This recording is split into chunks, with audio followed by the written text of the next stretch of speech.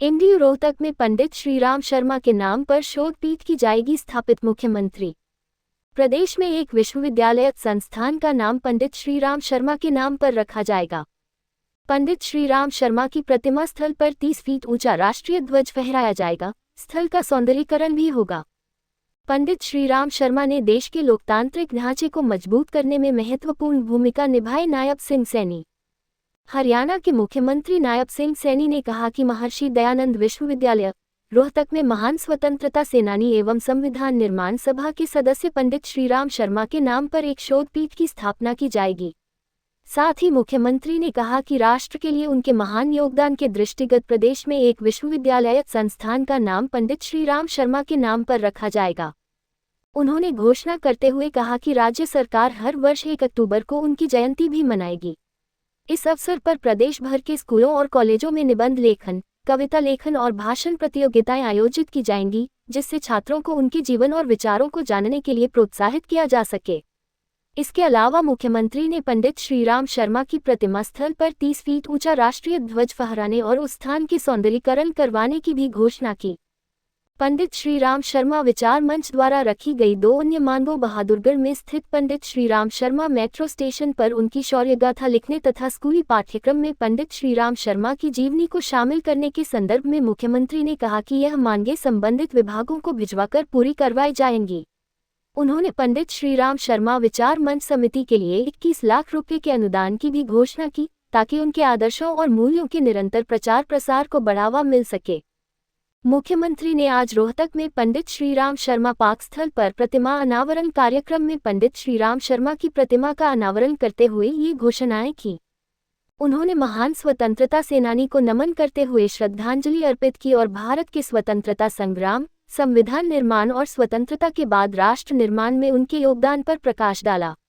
पंडित श्रीराम शर्मा को एक सच्चा देशभक्त, सम्मानित राजनेता, समाज सुधारक और गांधीवादी बताते हुए मुख्यमंत्री ने कहा कि संविधान सभा के सदस्य के रूप में उन्होंने देश के लोकतांत्रिक ढांचे को मजबूत करने में महत्वपूर्ण भूमिका निभाई थी।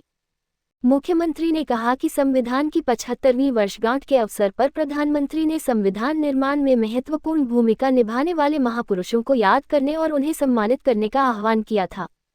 डॉक्टर भीमराव अंबेडकर ने देश को संविधान दिया और इस महान कार्य में पंडित श्रीराम शर्मा का भी उल्लेखनीय योगदान रहा।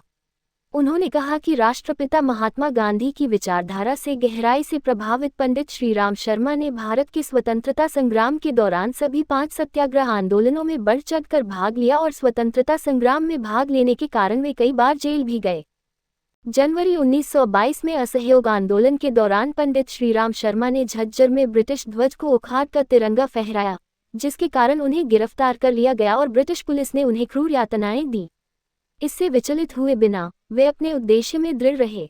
1923 में उन्होंने लोगों में स्वतंत्रता संग्राम की भावना को प्रेरित और प्रज्वलित करने के लिए एक साप्ताहिक उर्दू समाचार पत्र हरियाणा तिलक का प्रकाशन भी शुरू किया।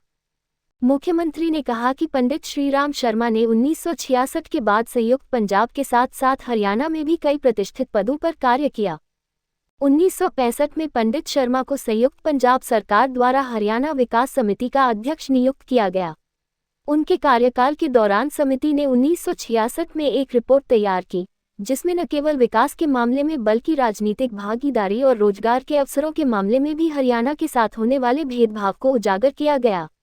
इस रिपोर्ट ने अलग हरियाणा राज्य के निर्माण की मांग को मजबूत करने में महत्वपूर्ण भूमिका निभाई थी।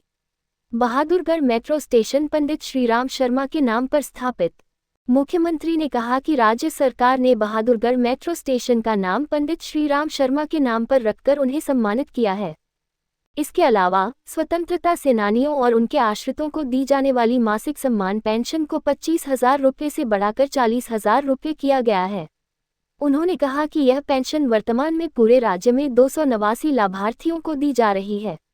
मुख्यमंत्री ने युवाओं से आह्वान करते हुए कहा कि वे पंडित श्रीराम शर्मा के बताए रास्ते पर चलते हुए हमारी संस्कृति की गरिमा को बनाए रखने और राष्ट्र की एकता और अखंडता को बढ़ावा देने की दिशा में कार्य करें।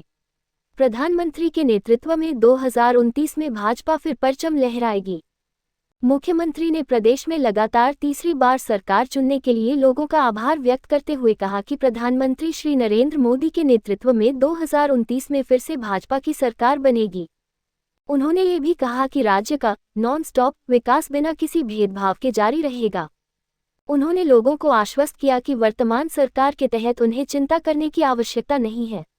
अभी हाल ही में होनहार युवाओं को बिना किसी पर्ची खर्ची के योग्यता के आधार पर 25,000 नौकरियां प्रदान की गई हैं।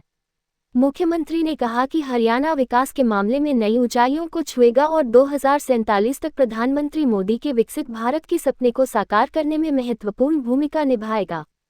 पंडित श्रीराम शर्मा का जीवन समस्त राष्ट्र की सेवा में समर्पित था। डॉक्टर अरविंद शर्मा। इस अवसर पर हरियाणा के सहकारिता एवं पर्यटन मंत्री डॉक्टर अरविंद शर्मा ने महान स्वतंत्रता सेनानी पंडित श्रीराम शर्मा को नमन करते हुए कहा कि उन्होंने राष्ट्र सेवा के लिए अथक परिश्रम किया।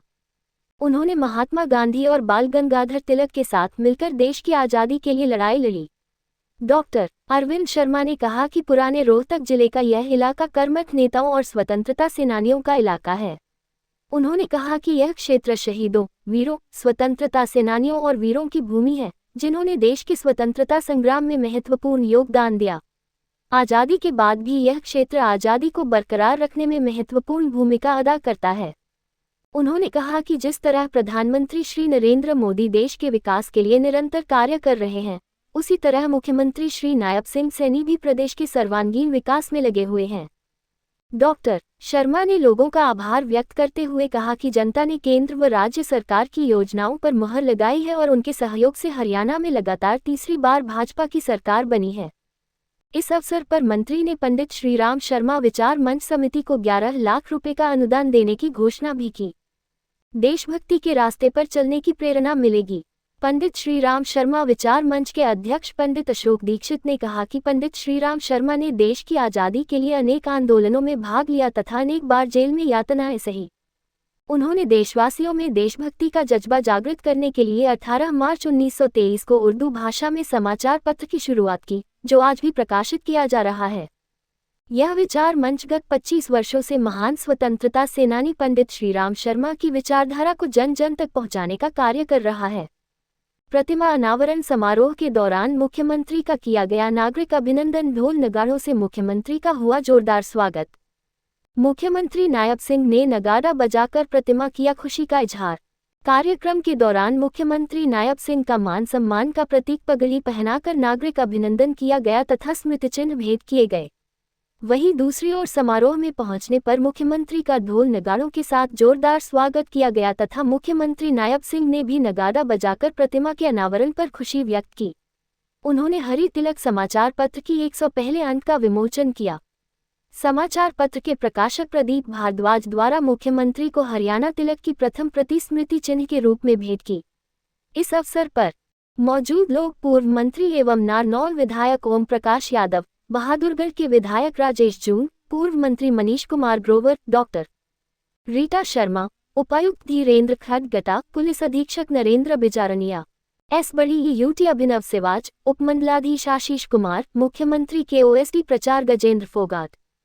पंडित श्रीराम शर्मा के परिजनों में अंशु शर्मा, कुलदीप शर्मा, संजय शर्मा, जिला परिषद की चेयरपर्सन मंजू हुड्डा, महावीर सैनी झज्जर, एचएसवीपी के संपदा के अधिकारी मुकुंद तंवर, नगर निगम के संयुक्त आयुक्त भूपेंद्र सिंह, भाजपा जिला अध्यक्ष रणबीर ढाका, पूर्व मेयर मनमोहन गोयल, पूर्व senior deputy mayor Rajkamal Sehgal, Swami Swadesh, Deepak, Dinesh Kaushik, Renu Dabla, doctor Ashok Ranga, chairman Harish Kaushik, Narendra Vats, Dharamvir Sharma, Chetna Arora, Usha Sharma, Pratibha Suman, advocate Anita Budhwar, Vipin Goyal, Ashok Khurana सहित पंडित श्रीराम शर्मा विचार मंच के पदाधिकारी तथा भाजपा के वरिष्ठ कार्यकर्ता मौजूद रहे।